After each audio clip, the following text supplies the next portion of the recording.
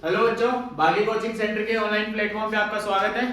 Question को start करने के पहले अपन बात करते हैं किसके। राधे राधे बच्चों। क्वेश्चन क्या है हमारे पास, एक क्वेश्चन हमारे पास गिवन है। An ideal case taken round a cyclic process ABC is on in the process.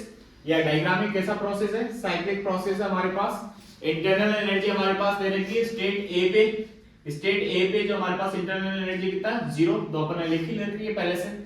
फिर स्टेट बी पे हमारे पास इंटरनल एनर्जी कितना देगा 50 जूल, जो हमने नोट डाउन कर ली। फिर इसने क्वेश्चन में क्या बोला, heat absorb by the gas in the process BC. BC process में कितना हीट एब्जॉर्ब कर रहा है 90 जूल। तो हमें निकालना क्या फाइंड क्या करना है, इंटरनल एनर्जी कौन सी स्टेट पे, सी पे निकालना है। दूसरा क्या निकालना है, हीट एब्जॉर्ब निकालने का प्रोसेस एबी पे। तीसरा क्या निकालना है, टोटल वर्क डन निकालना है किसके अंदर, साइक्लिक प्रोसेस में।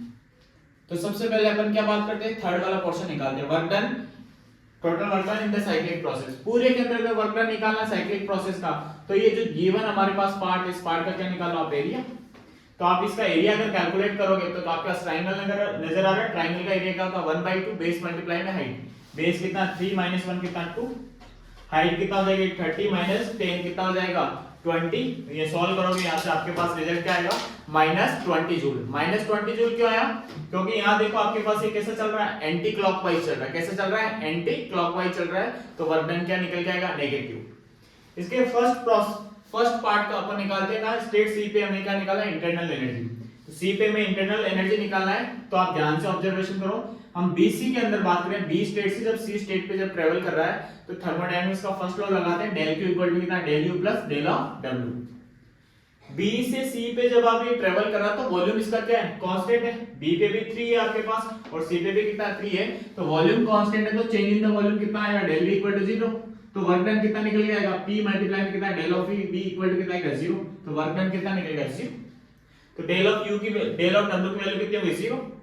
और del of u internal energy को अपन क्या लिखेंगे, uc माइनस क्या लिखेंगे ub, uc minus ub।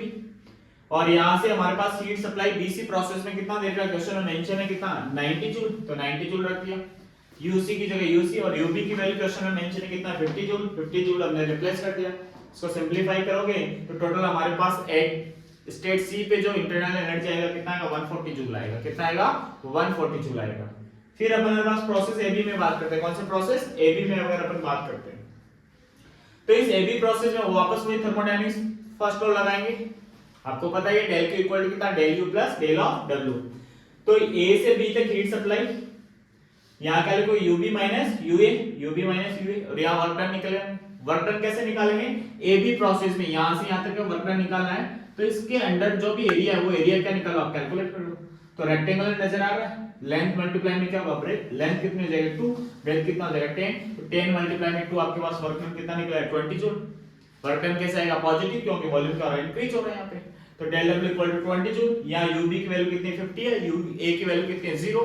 Simplify करेंगे, सॉल्व करोगे, आंसर कितना आएगा 70 जूल आपके पास निकल के आएगा। ये साइक्लिक प्रोसेस के ऊपर बहुत शानदार क्वेश्चन है।